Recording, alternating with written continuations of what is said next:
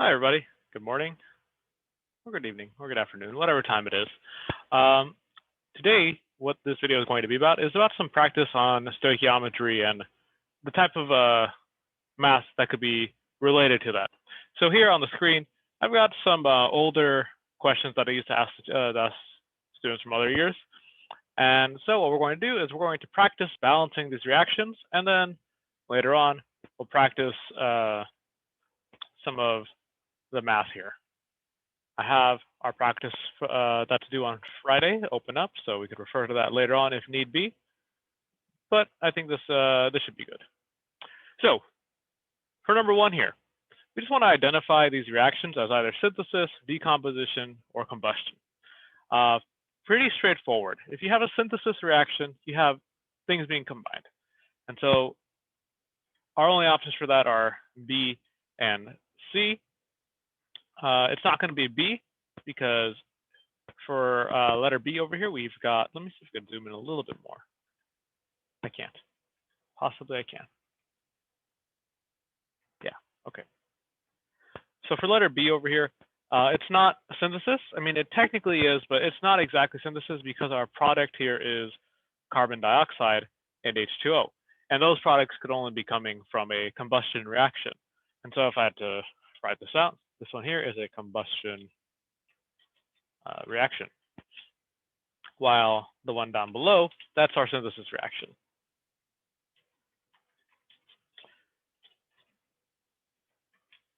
And so if that's the case, our last one here is decomposition, which is just a straightforward, you have something breaking down. Fair, and that's easy enough. The harder part is going to be balancing these reactions. So let's just go ahead and copy and paste this, Control C, Control V. And so if we're looking at this reaction here, we've got potassium, chlorine, oxygen, and that breaks down to potassium, chlorine, and oxygen. What we want to do is we want to just in our heads or on a piece of scratch paper or just make a note of it. I'll use the zoom annotate tool here for that. What we want to do is we want to make a note of how many of each chemical we have on either side of this reaction. So for potassium, K, I've got 1K and 1K. So potassium is looking good. Let's look at chlorine. For chlorine, I've got 1 chlorine and 1 chlorine. Looks pretty good. We're all evened up here. For the last one, though, for oxygen, we've got 3 oxygens out here. And looks like 2 right here. And that's not balanced. And so, because in chemistry we have this law of conservation, we got to have equal amounts on each side. And so we need to balance that out. And the way we're going to do that is the least common multiple. And so for us here, that's going to be 2. And out here, it's going to be 3. This way, if we go back and check the math, we've got 6 oxygens now and 6 oxygens over here.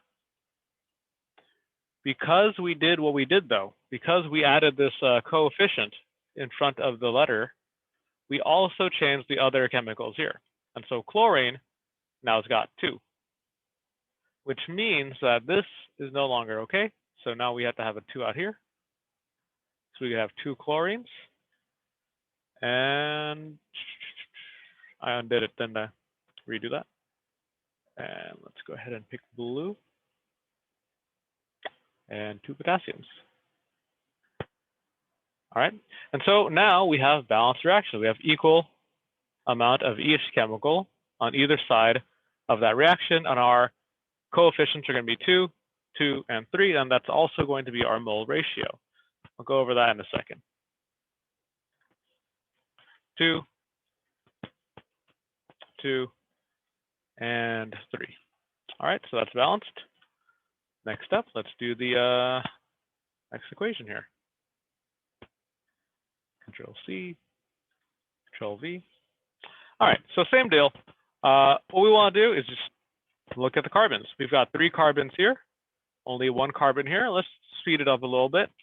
We'll put 3 out here. Now, because we did that, our carbons are balanced. let's ignore the oxygen for now and look at the hydrogen and hydrogen out here. Here, we've got 8 hydrogens. And over here, we've only got 2. And so let's put a 4 out here. That way, we have 8 hydrogens on each side, right? So just looking at the highlighted bits, 3 carbons,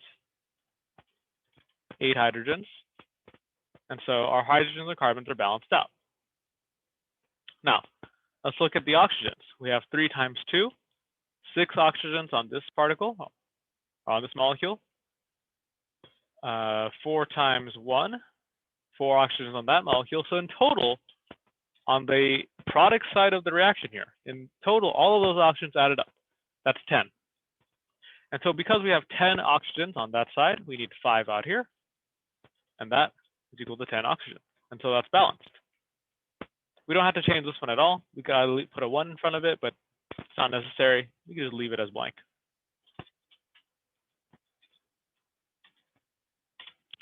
All right, so last reaction to balance.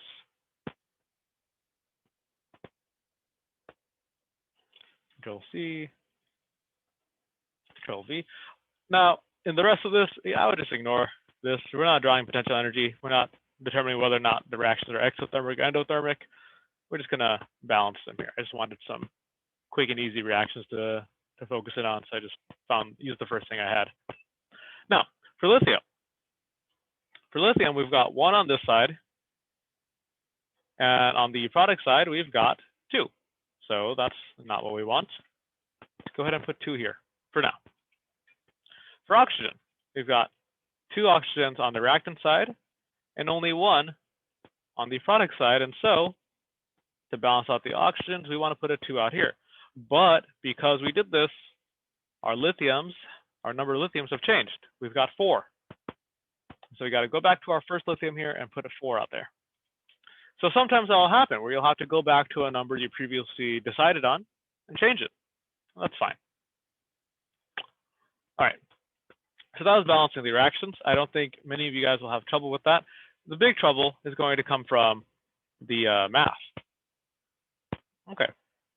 So what we're doing here, we have a combustion reaction, combustion of methane. And we want to make sure it's balanced. That's the first thing here. So to balance the reaction, we've got carbon on each side. We've got 1 of each. Fantastic. Let's look at the hydrogens. We've got 4 hydrogens here. Only 2 on this side, so we're going to double that up. And now we're looking at a total of 2 oxygens on the reactant side. And on the product side, we've got 1, 2 oxygens. And 2 times 1, 2 more oxygens. So we have 4 total oxygens on the product side. To balance that out, we just put a 2 out here, and look at that, we're balanced. So the mole ratio is saying if we got 1 carbon or 1 methane, we need 2 oxygens. And if we have that, we'll end up making 1 carbon dioxide and 2 water vapors. The molar mass, and this is where I'm going to have to pull up my paint here. Let's go ahead and use a tool. Get some definitions out here. So molar mass. Actually, let's take the word mole, right? So this is where I'm going to put a pause. And what a mole is, right? A mole could be considered 2 things. A mole could be the number of particles, right? It's a number of something, like a dozen is 12 of something. If you've got a baker's dozen, it's 13 of something. So a mole is either a number of particles, 6.02 times 10 to the 23, right? A mole is either that, or if you use molar mass, it's the mass of 1 molecule or chemical in terms of grams per mole. Okay, so I'm going to leave that up there from now on. It's kind of off to the side here. Enjoy my background. It's a cat. Let's make this a little bit bigger. dioxide. And so if we're looking at molar mass of reactants and products, how we get that is we add up the mass of carbon and hydrogen. So if we're looking at CH4, if we want the molar mass of CH4, we add up the 12 from carbon and the 1 from hydrogen. We add that all up and we get 16. So methane weighs 16 grams per mole. Oxygen, O2. Oxygen by itself weighs 16, 15.99, but there's 2 of them. And so grams per mole, that's 16 times 2, that's 32 grams per mole. Let's do carbon dioxide, CO2. Carbon, as you saw, was 12 grams. Oxygen, O2, is 32 grams. And so 12 plus 32, that is 44 grams per mole. Lastly, we have H2O. H2O, that is oxygen, just one of them, so 16 grams, plus 2 hydrogens, so a total of 18 grams per mole. And so this molar mass becomes useful, because if we want to turn a mole number into a gram number, we have our conversion factor. Like if you want to turn inches into feet, you need to know 1 foot is equal to 12 inches. This is no different. So if I have 5 moles of H2O, if I've got 5 moles of H2O, I've got 18 times 5, 50, I can't math really well, 90 grams of H2O if I've got 5 moles of the stuff, right? And so this is our conversion factor. And so when it comes to equations like this, we've got, here, let's type this in like we're used to. We've got a given amount here. We've got 128 grams of methane, CH4. We want to find how much water we make. We want to find grams of H2O. And so what we're going to do, we've got to turn grams. So I'll put this off here. Here's our plan. Interesting. There you go. Our plan then is to turn grams of CH4 into moles of CH4. And we turn that into moles of H2O. And we turn that into grams of H2O. And so this is our plan. How did I get that right away? I know for a fact all we have is grams to go on. Okay, I know that's all we have, grams. And so we're going to use our molar mass here. All right, we use our molar mass to turn grams into moles. And then we use the mole ratio to turn moles of whatever chemical we have into moles of a different chemical. And then back again using the molar mass. So let's fill it in here. Want to insert, let's insert a table. We have, let's do a 7 by 2, right? That kind of table. That's a nice looking table. I really like it. And so in the first box, we're going to put in what we got. We have 128 grams of methane, CH4. In the second box here, right? In the second box here, we're going to put in our molar mass. And so for methane, 1 mole of methane, CH4, is equal to 16 grams of it, right? And so because we have our units on opposite ends, we could just go ahead and cross this out. So 128 divided by 16, I'm going to assume that's like 8. I'm going to assume that's 8, but like, you know what they say about assumptions, they make butts out of you and me. So we're not going to just guess here. 8, great. And so our answer here is 8. Like I said, because I'm a genius, absolutely. So we have 8 moles of CH4. Okay. And so our plan right now, we are at this point. We want to get it to this point here. And so to do that, to convert between moles, we need the mole ratio. And so in this box here, right, the mole ratio lets you convert between different chemicals. So the molar mass lets you, let's put it off to this side, lets you convert between grams and moles. It's probably not the best place for it. I'm gonna put this, I don't know where to put it. Let's do that right here for now.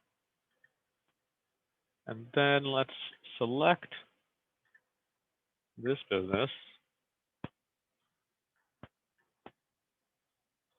Oof. Let's do it this way. Select this, move it down. And then using the tool here, put this on the side. So this part here lets you convert between grams and moles. And this one out here, convert between moles and particles. Let's make this a little bit bigger. And also just, let's see, lower the font size a little bit. That way it fits in.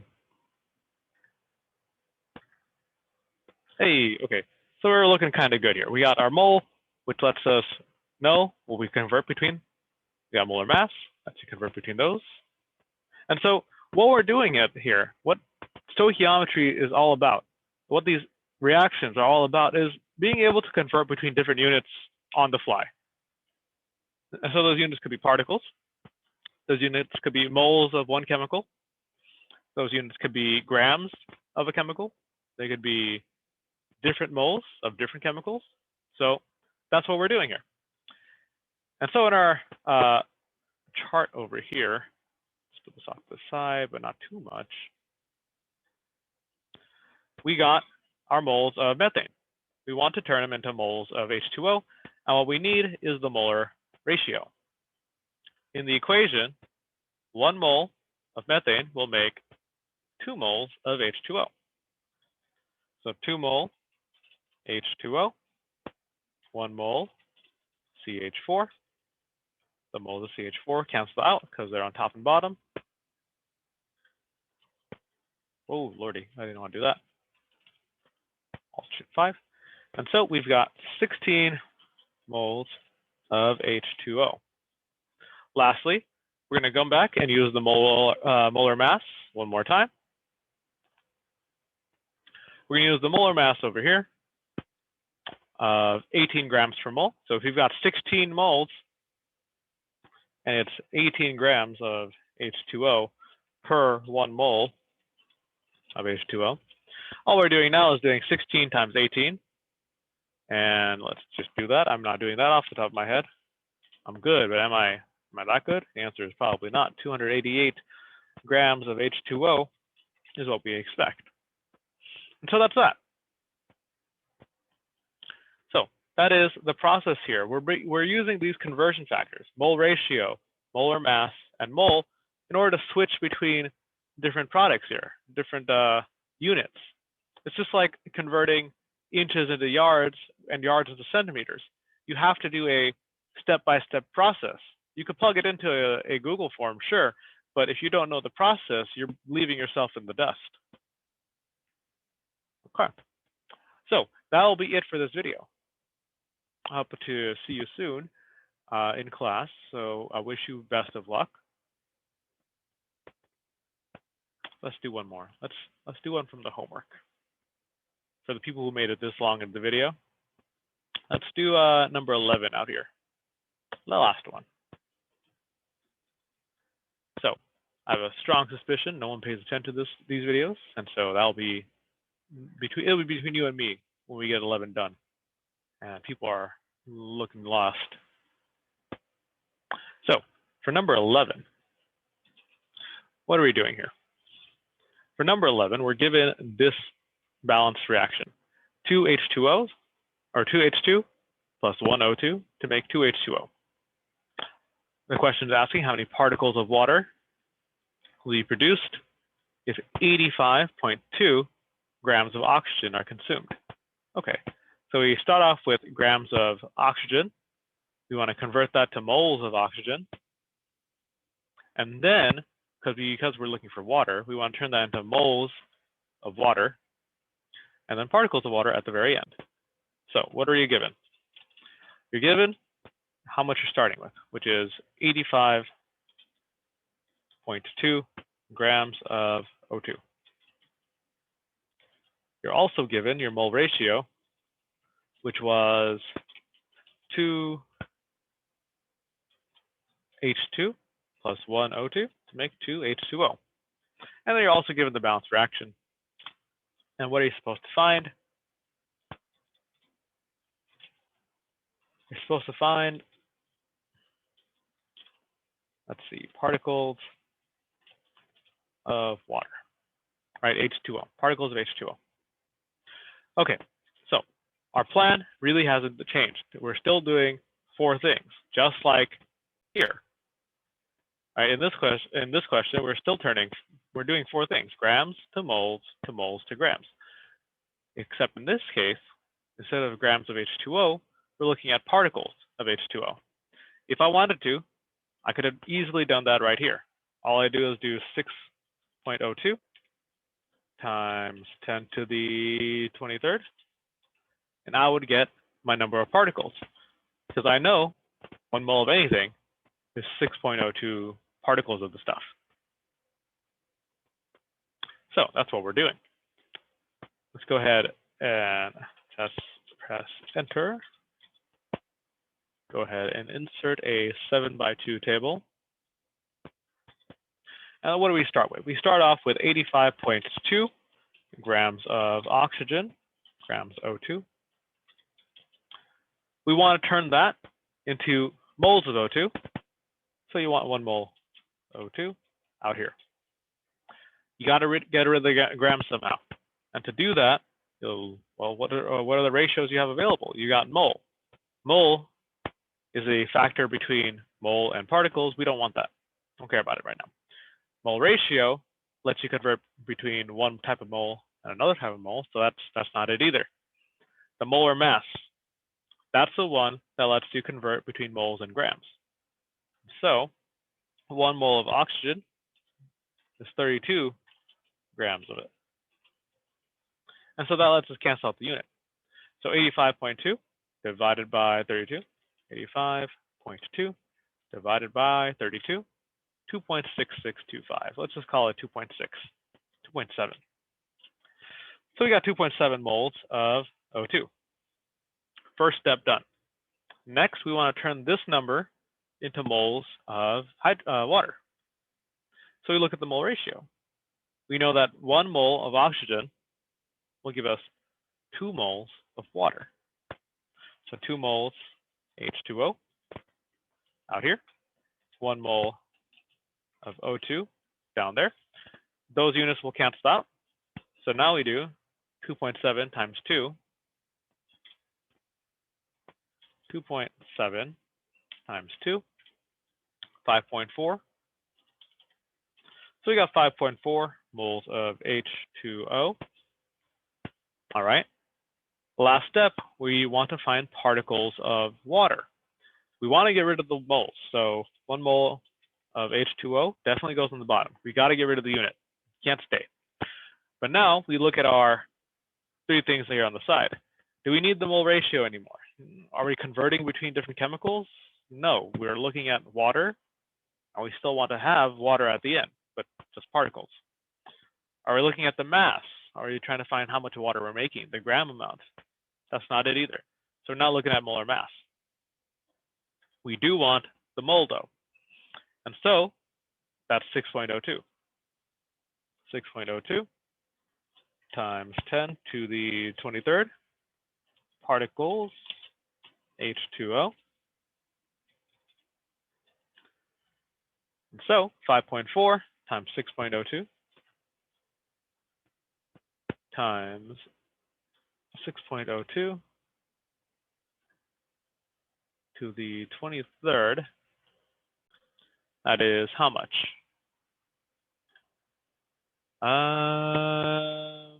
Can I shorten that somehow? Anyway, 3.25 times 10 to the, there's an easy way and a hard way to do this. I'm going to do it the hard way because I don't know the easy way right now. But when I get back to you, I'll get back to you on that. We got 1, 2, 3, 4, 5, 6, 7, 8, 9, 10, 11, 12, 13, 14, 15, 16, 17, 18, 19, 20, 21, 22, 23, 24. All I was doing was counting the decimal places until I got to 0.25. So we got 3.25 times 10 to the 24 particles of H2O. And that's our final answer. So every single step along the way, I'm either using the molar mass, the mole ratio, or the definition of a mole, right? So if I had a row below that, I would have that information. This is the molar mass. This is the mole ratio. And this is the definition of a mole, right? We're using these three conversion factors to switch between units, okay? So I hope you found this video useful. If not, great work, I guess. Good luck. Let me know. If you have any future questions, feel free to reach out to me. deepsami.azad@lausd.net. Have a good one. Bye-bye. Hope you have a good evening, good morning, or good afternoon, wherever you are.